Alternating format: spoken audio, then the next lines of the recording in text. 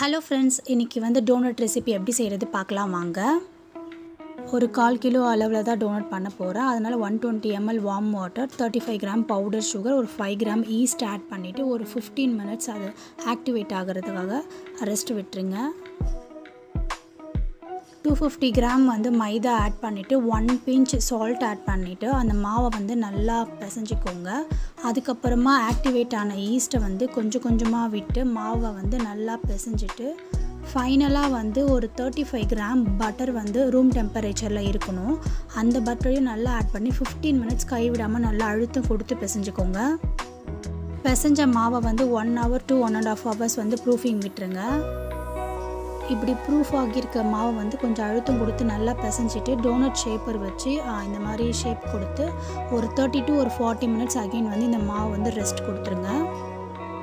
நான் கொஞ்சமாக milk chocolate and வந்து ஃப்ரெஷ் க்ரீம் ஆட் பண்ணிவிட்டு சாக்லேட் கனாஷ் வந்து ரெடி பண்ணிக்கிட்டேன். ஏன்னா அதை வந்து நான் ஃபில்லிங் கொடுக்க போகிறேன். அதுக்காக கடாயில் எண்ணெய் விட்டு கொஞ்சம் மீடியம் ஃப்ளேம்லேயே இதை வந்து ஃப்ரை பண்ணி எடுக்கணும். ஸோ இந்த மாதிரி வித்தைகள்லாம் சைடில் வந்து போகும், அதெல்லாம் கண்டுக்காதீங்க. அதுக்கப்புறம் மாவு வந்து நல்லா இந்த மாதிரி ப்ரூஃப் ஆகி இருக்கும். அதை வந்து ஒரு 5 மினிட்ஸ் வந்து ஃப்ரண்ட் அண்ட் பேக் லோ ஃப்ளேம்லேயே ஒரு மீடியம் ஃப்ளேம்லேயே வச்சு நீங்கள் ஃப்ரை பண்ணி எடுத்திங்கன்னா டோனட் ரெடி. நான் ஆல்ரெடி மெல்ட் பண்ணி வச்சுருந்த சாக்லேட்டை வச்சு உள்ளே வந்து நான் ஃபில்லிங்கும் கொடுத்துருக்கேன். அந்த டோனட் மேலே வந்து போர் பண்ணிவிட்டு கலர் ஸ்ப்ரிங்கிள்ஸ் வச்சு நான் டிசைன் பண்ணி எடுத்துக்கிட்டேன். எனக்கு ரொம்ப வந்து டோனட் ரொம்ப சாஃப்டாக வந்து இருந்துச்சு. இது வந்து எக்லெஸ் டோனட், நீங்கள் கண்டிப்பாக ட்ரை பண்ணி பார்க்கலாம்.